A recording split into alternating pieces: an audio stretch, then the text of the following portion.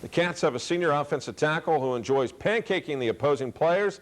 He's also been known to play a sport you normally don't see football players playing in. First game of the 2007 college football season for Mississippi State. And the Bulldogs seeking to end LSU's series dominance. Did you see that rain was really coming down? Oh, that's right. I was there on the sideline. Yeah, the big question coming into the season opener is how would Alabama respond in its first game under head coach Nick Saban? We are less than 40 minutes away to kick off for one of the biggest games here in the Golden Triangle. Time through Payot Sports Time. You know, when the team accepted an invite to play in the 49th AutoZone Liberty Bowl, big question pertaining to maroon and white faithful, how to purchase tickets. Well, tickets went on sale this morning at the MSU Athletic Ticket Office. Fans are encouraged to buy tickets, which you can pick up as a great stocking stuffer and online at www.mstateathletics.com. Now, the team will begin practicing next week as it prepares for its first bowl game since 2000. Coach Sylvester Croom says it's a great feeling to be wanted by a bowl located in the heart of the Mid-South region.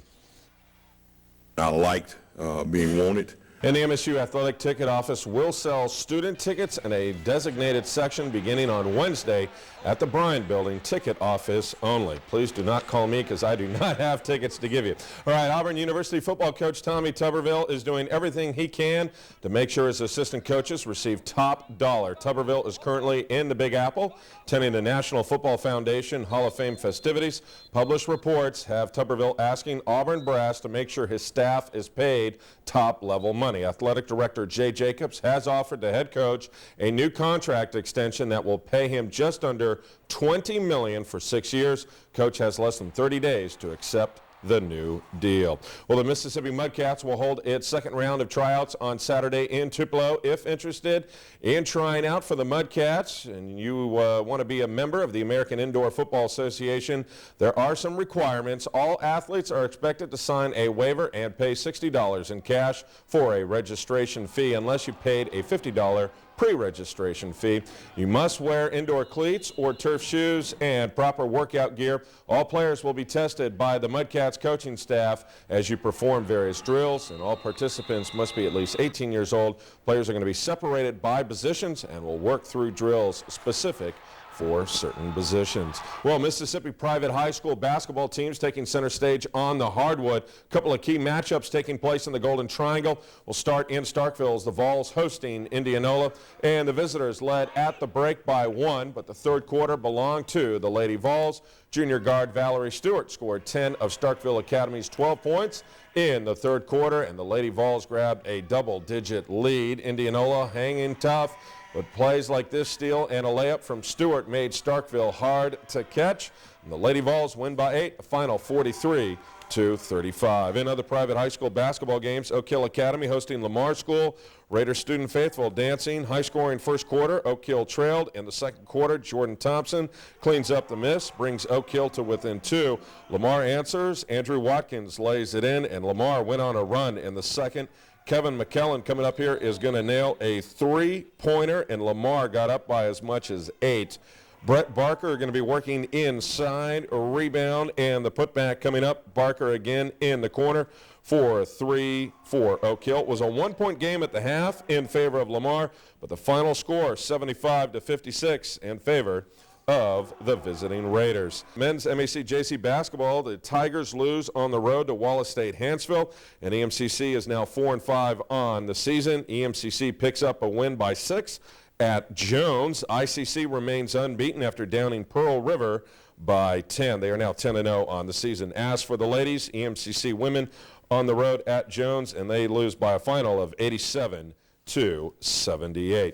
As for the sports finale, we venture to the Mile High City where a group of nuns hosted a tailgate party at a hospital. Now, sisters at the Example of St. Joseph Hospital got together. They do this once a year with fans and former Broncos, and they watch the Denver Broncos in action.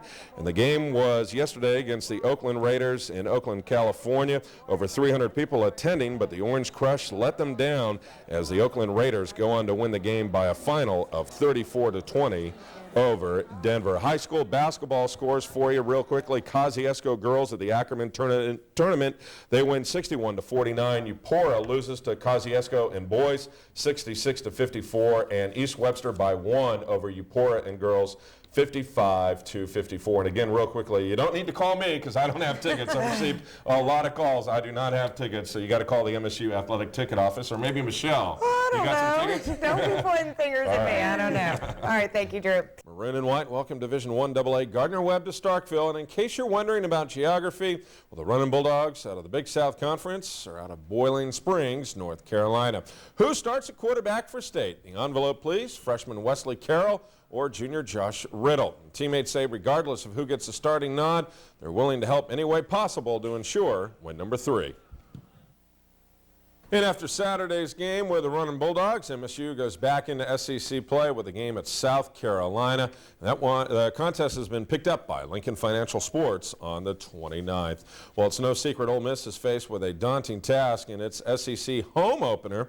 Number 3 ranked Florida, the defending national champions, come in undefeated and have pounded all 3 of its opponents by averaging 55 points and holding opposing teams' rushers to just 46 yards per game. Rather impressive. Ole Miss has managed to win 3 of its last 5 meetings, including the last 2 against the Gators, so they do have that in their corner. As for game planning on quarterback Tim Tebow and the Gators' explosive offense, Coach Ed Ogeron says Ole Miss coaches and players will roll up their sleeves this week in practice and hit it hard by making several changes with hopes of pulling off an upset. And kickoff set for 11:30 a.m. Rivalry night in the SEC West for volleyball is Alabama visiting MSU. Lady Tide undefeated in conference play. Lady Bulldogs shooting for its first win in SEC play, and first home game for MSU in almost a month. In the first set, Alabama's Bridget Slack serving. MSU answers with a return of serve. Tide's Elizabeth Salstrom and Lindsey Butine at the net, unable to make the block. MSU's Jennifer Houskey serving. Point State as Butine hits the ball into the net. Alabama leaves Starkville with a 3-set win, though. The final 38-27, 36-34, and 30-22. Taking a look now at MAC JC soccer action. We'll start with the ladies. Tupelo native Anna Merritt Roberts for ICC with 2 goals, including the game winner in sudden death overtime.